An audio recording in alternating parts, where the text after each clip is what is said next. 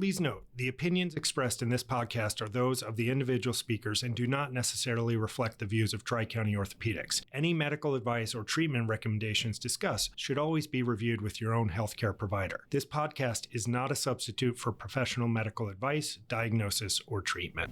The surgeon keeps touching his helmet and front of his gown with gloves on. He is contaminating himself. So that's actually not correct. When I have a standard surgical mask on, I cannot touch my mask. That's considered unsterile. But the entire helmet, top, so the face of the helmet and the top of the helmet is actually considered sterile. Technically, you're sterile from, without the hood, they say shoulders to waist height up, and nothing behind you. But when you have a hood on, yes, the entire hood. This is a quick question. Are your gloves puncture resistant? So typically, no. However, there are gloves that are puncture resistant if you wish to wear them in a case where you want to protect yourself to the maximum. They aren't particularly good from a tactile standpoint, but there are actually gloves that are resistant. Like ortho gloves? Yeah. And in the case of puncturing a glove, what happens? Everybody stops. It depends, right? I mean, if you puncture all the way down to the skin, technically the doctor should unglove, ungown, go out, rewash his hands, come back and get redraped in. So when that occurs, we have to first protect the patient. So when there's a puncture like that, the doctor needs to record, okay, is there anything in my medical history that could pass something on to the patient, and vice versa? Is there anything where the patient can pass something on to the surgeon? So in that case, we actually would obtain consent from the patient to perform any kind of testing that we wish to do, whether it be something for maybe hepatitis or HIV. We actually get the patient's permission to test them in case there is that kind of violation. Why do you not use a cement gun? So for knee replacements, we typically do not use a cement gun. That's usually for a hip replacement. However, there are some knee surgeons who use a cement gun, but it's not very common. We got probably 100 comments saying that the order that the liquid and powder was poured was incorrect. Do you have a stance on that? I do have a stance. Go ahead. So the recommendations for liquid first were made by the implant companies many years ago, but it is absolutely incorrect. And the reason why, the liquid is volatile, which means it evaporates very quickly. So the longer that liquid stays in there without the solid being added, you're now reducing the volume of that liquid. And in bone cement, the amount of the liquid to powder ratio is a very specific number. And the longer you wait to have the volatile liquid evaporate, you're actually affecting the strength of the cement in the final product. And it's actually been studied so that there is a definite decrease in the tensile strength of cement if you let the volatile liquid stay out long enough. I thought, too, it was because you could actually evaluate if there was glass shards, right? Because it comes in a glass ampule that has to be broken, and you have to, make sure you break it away from. But when you pour the liquid in, then you can actually look as it seeps through the solid to make sure that there's no flecks of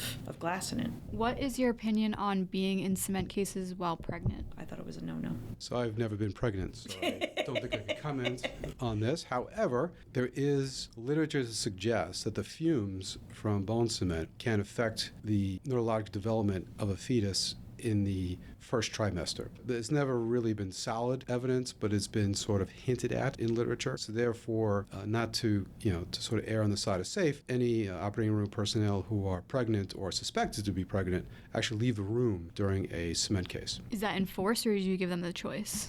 That's enforced, actually. What did you do? I was not in any cemented rooms. However, I worked in the recovery room at that time, and that was a big one too because the patients are breathing off gas as they're waking up, and they would say, don't lean over the patient and get in those gases that are coming out of them. So, interesting note, you could actually use bone cement cases to screen for people who might be pregnant. Right, because all of a sudden, the young girls scatter out. So what happens is someone will leave the operating room, and then you kind of see the pattern. That person only leaves when there's bone cement. Then you could sort of surmise that, wow, maybe that person's pregnant. And then that's how we discover sometimes when people are pregnant is because they leave the room during bone cement cases. It's like when, everybody's ordering wine and then that person orders a seltzer, plain seltzer or water.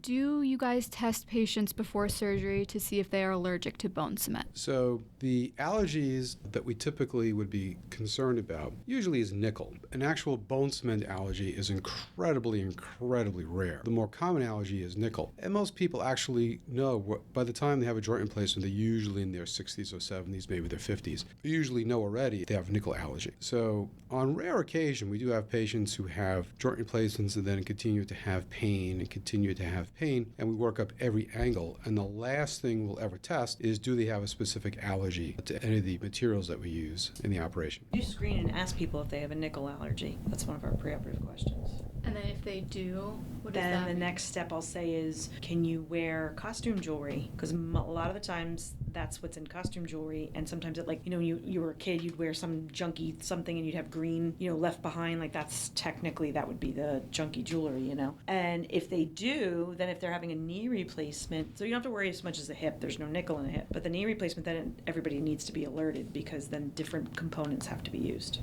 The next questions are related to videos we've made of patients post-op, just a couple. After seeing a successful progress video of one of our patients post-op, someone asked, what preparation is done by the patient prior to surgery? Yeah, so if they're not really truly physically active, we give them an app for their phone that they can use that gives them exercises to do about 4 weeks prior. Or we tell them just to use a stationary bike or do whatever activity they can do that doesn't cause them a lot of pain. Sometimes patients they do want physical therapy before. The hips, sometimes it gives them more pain, but the knees, sometimes it works for them. Yeah, they get a little extra quad strength, which is very important after surgery. We're actually just starting now a nutritional assessment on patients. And we look at their albumin, their prealbumin, their hemoglobin hematocrit, and also now a big topic is patients who are on GLP-1 medications like Ozempic or Mounjaro, who are already in a protein deficit. We now have nutritional supplements that we're supplying to the patient 2 weeks prior, the morning of, and 2 weeks after to try to maximize their nutritional status. This was asked a lot on the post-op video, why the patient was not wearing a gait belt. So that video was edited, obviously, and there actually is a gait belt on them during their visit. I think that particular video didn't show it, but they do use a gait belt typically. Especially first time out of bed, yes. Why do they say up with the good, down with the bad? So that has to do with proper locomotion, right? So when you're going down, if you're using your bad leg or your weak leg, if you do stumble, you can catch yourself then with your good leg. And whereas if you do it the opposite way, when you go good leg first down, and then you go with your second leg, it's very easy then for that leg to collapse, right? So basically you're keeping your good leg in reserve by doing that.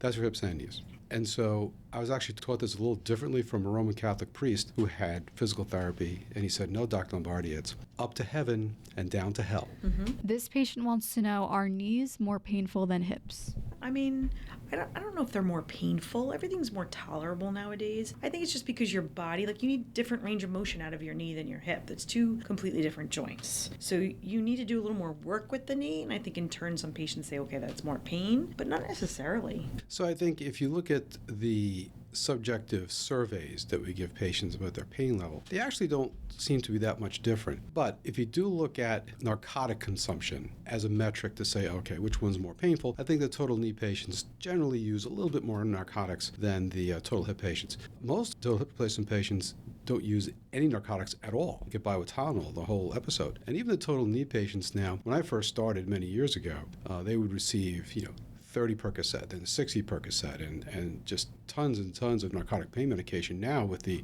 advent of nerve blocks and other techniques, I think that many patients get by with less than 10 narcotic pills at all during the whole episode. Last question. Why no ibuprofen after surgery? Well, we give Celebrex. So Celebrex is a prescription strength ibuprofen. But sometimes it's surgeon preference. I've had certain surgeons that don't like that. So the reason why we give Celebrex and not ibuprofen is that ibuprofen affects platelet function. So it actually can enhance bleeding postoperatively. Celebrex is actually the anti-inflammatory medication that does not affect platelet function. So that's the reason why we give Celebrex and ibuprofen right afterwards. If you enjoyed today's episode, be sure to subscribe so you never miss an update. Don't forget to share the podcast with others who might find it helpful, and follow us on Facebook and Instagram at Tri-County Orthopedics to stay connected. Thanks again for tuning in, and we'll catch you next time.